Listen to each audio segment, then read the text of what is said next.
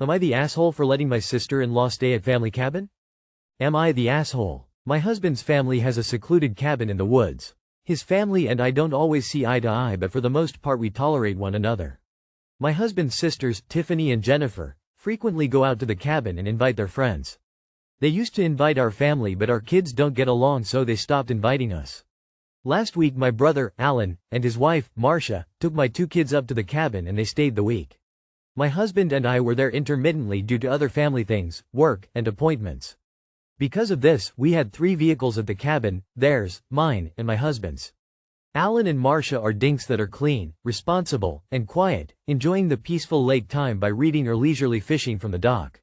They entertained my kids and all 4 had a grand time. Here's the asshole part. Alan, Marcia, and I departed the cabin on Thursday to attend an event in another state as well as pick up a motorcycle from my uncle.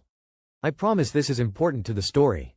My husband stayed with our kids and went home on Friday. I carpooled with Alan and in doing so, left my own car at the cabin. My husband took our kids home in his car. Tiffany and her family arrived Friday evening to spend the weekend at the cabin. On Sunday, my brother drove his motorcycle home from the other state and Marcia and I drove to the cabin to pick up my car. After driving for over 8 hours, she was beat and uncertain about driving the 3 mountainous hours back to my house. My brother took a different, more direct route to my house because motorcycle. I had just been riding along and wasn't tired and was very much looking forward to sleeping in my own bed. I assumed Tiffany would still be at the cabin. Marcia is very self-sufficient and decided she was too tired to drive, so would just camp in the backyard of the cabin. They are avid backpackers. When we arrived, the cabin was vacant. I found out from the neighbor, my husband's aunt, that Tiffany and family left that afternoon but would be back on Thursday.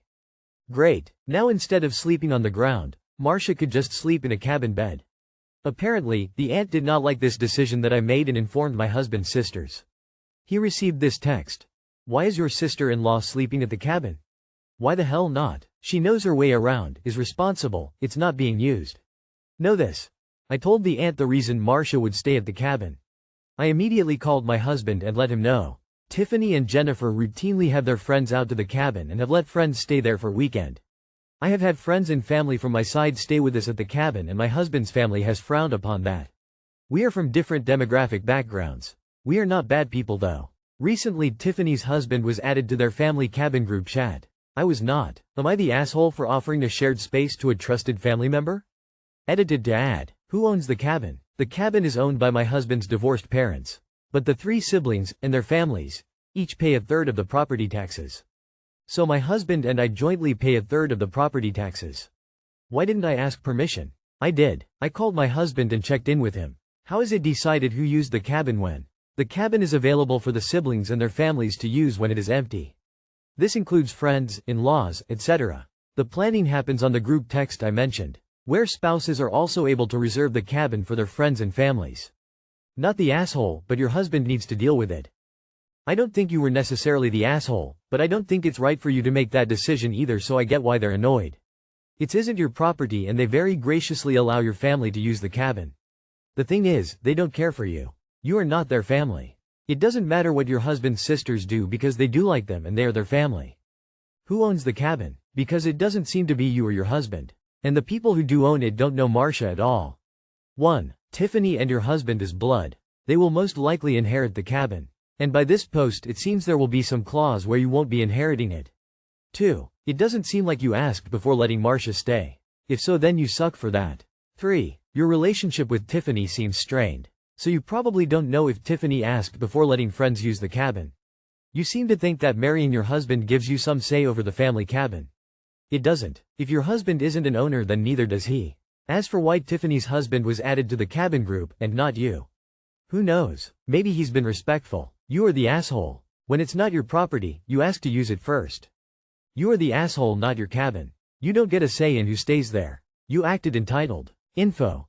Who owns the cabin? How are reservations normally handled? And is it standard in his family to show up unannounced and ask a neighbor instead of coordinating with the group chat?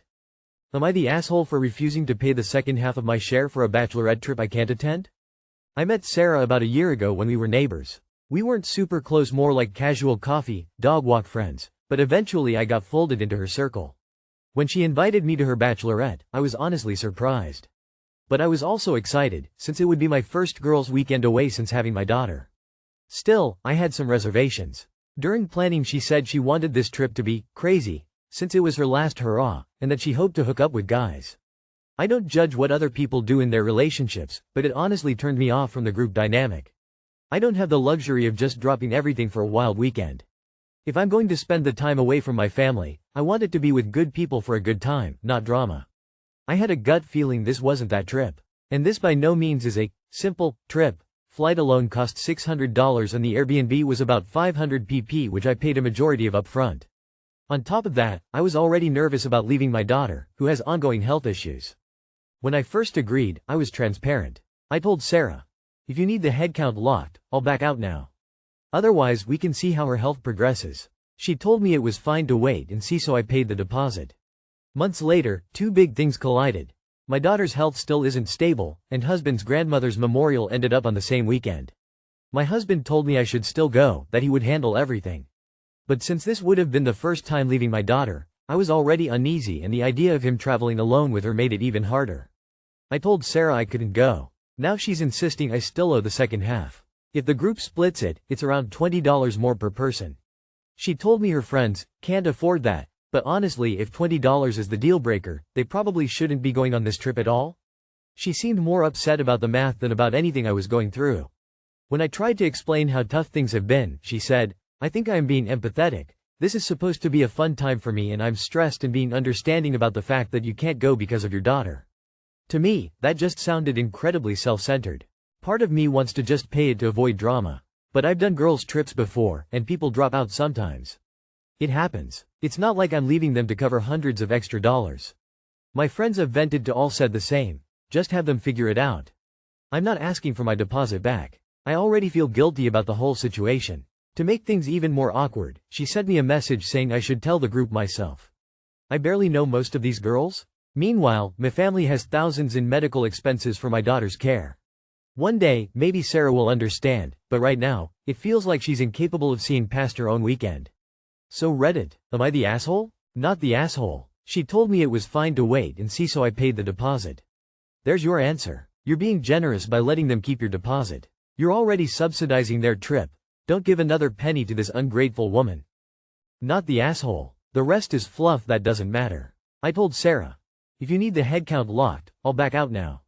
Otherwise, we can see how her health progresses. She told me it was fine to wait and see, so I paid the deposit. That's the entire argument. Block her, she's not a friend. Telling you to tell her friends in the group chat? Pay nothing more, she sounds awful. Not the asshole. Bow out. You will hate this trip, I can see that from here. It is totally about money on her end. Just cut your losses. You will find another coffee friend who doesn't suck. Not the asshole. To be honest, she sounds very immature, self-centered, and not ready to be in relationships of any kind. Here's to your family, hope things smooth out. And hope her fiancé figures out who she is before he's tied to her and trying to figure out the divorce aspect. Not the asshole you told her you were a maybe, and she said that was okay. It's kind of sounding like you were invited to help lower overall costs if she's this concerned about $20 over your family's health struggles. I agree with your friends. They can figure it out for themselves. Am I the asshole my mom never helps watch my kids? Am I the asshole I'm 28 years old with 2 kids? My son is 7 and my daughter is 6 months old. So what happened was I asked my mom to watch my daughter while we take our son and meet with my mother-in-law and his 2 cousins at the water park. It was supposed to be super hot, like high 90s with high humidity like 60% anyway. It's way too hot to bring a 6-month-old to the water park in that heat. My mom lives about 45 minutes from me and no traffic on country roads. She doesn't work at all. I never ask her because my mother-in-law will always say yes gladly. My mother-in-law lives 1 hour and 45 minutes away and drives all the way here to see her on her off weekends. And she works full-time. Anyways, my mom to PLZ watch my daughter so we could enjoy the water park with my mother-in-law and her other grandchildren. She said no, she doesn't want to wake up early and doesn't want to drive out here. She's on my phone bill, internet, so she just pays me every month for it. She's like, well, maybe if you don't charge me this month. Well, my sister is 14 and I would take her and pick up from school for like 3 years straight and had her at my house till my mom got off work when she was working. Am I the asshole for telling her to never ask me for a favor again, picking up my sister and to find her own plan for internet, phone? No assholes here. Your mom doesn't have to watch your kid, but you also don't have to help her out. Now that she's shown that she's not willing to help you out, you are well within your rights to withdraw your help. Not the asshole, but I would not want to drive 45 minutes both ways to pick up a 6-month-old. That sounds like my actual nightmare. Your mother is not obligated to help you and you are not obligated to help her. Nah, she's not obligated to help, but it's definitely disappointing when grandparents who could help choose not to. I would remove her from your plans and not grant her any more favors. Not the asshole, your mother is a hypocrite. My kids' grandparents always rant and rave about missing their grandkids but will 100% not do what they need to be in their lives.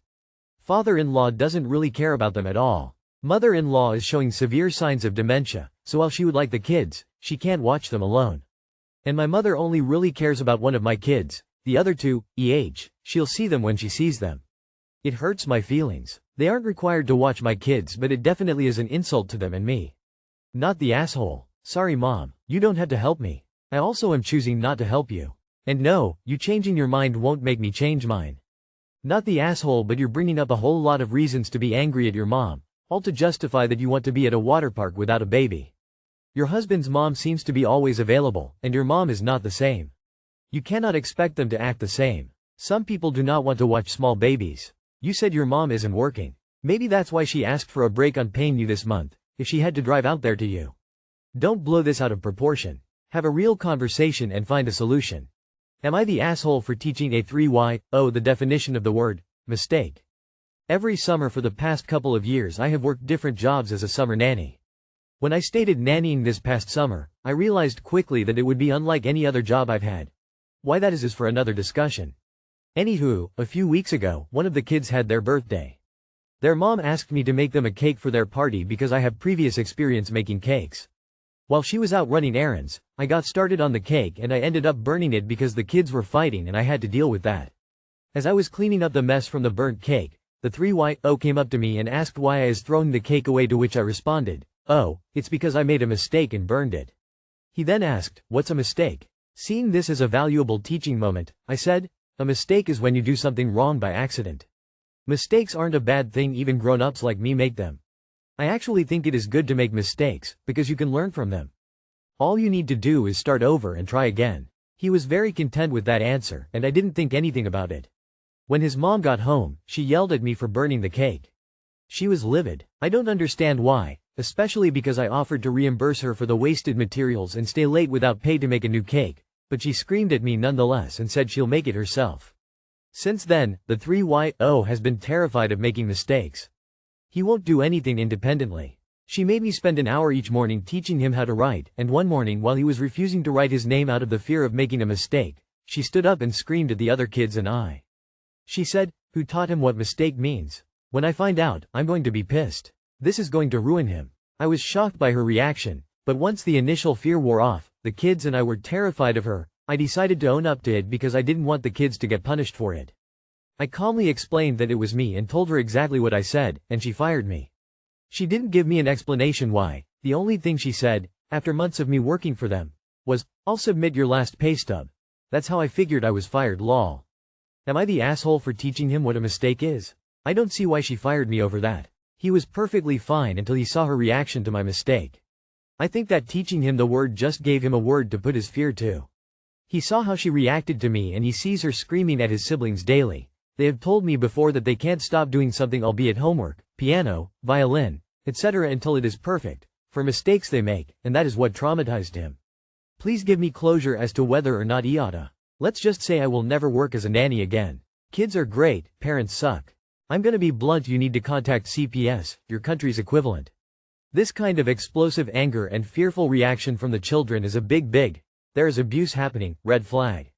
I used to be a schoolteacher. This tale straight up horrified me. I just want to go hug that child and all the rest of that wretched woman's other children. Not the asshole. P.S. What you should have done is teach that poor little soul what abusive means. Not the asshole. She's an abusive parent and employer who misuses her position to keep her employees and children down. She wants things to be easy for her, and when they're not, she blows up. Instead of calmly reassuring her child that it's okay to make mistakes and that she would support them always, she is the kind of person who insists on perfection, which is a standard literally no person can live up to. I'm sorry you got fired, but I'm fearful for these children. Not the asshole. If I found out as a teacher that a student was acting that way, I'd be on the CPS reporting form immediately.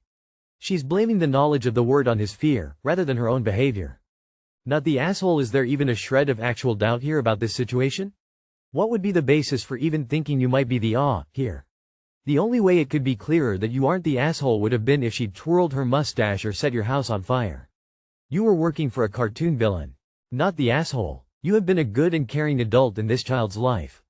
Unfortunately, the mother is a demanding perfectionist who is cursing her children to a lifetime of stress and psychotherapy.